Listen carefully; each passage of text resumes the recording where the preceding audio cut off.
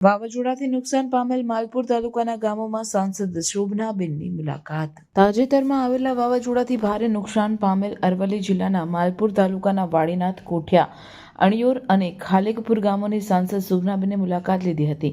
સાંસદ શોભનાબેને અસરગ્રસ્ત વિસ્તારોનું નિરીક્ષણ કરી વાવાઝોડાથી પ્રભાવિત થયેલા ગ્રામજનો સાથે મુલાકાત કરી તેમની મુશ્કેલીઓ, વેદનાઓ સાંભળી હતી।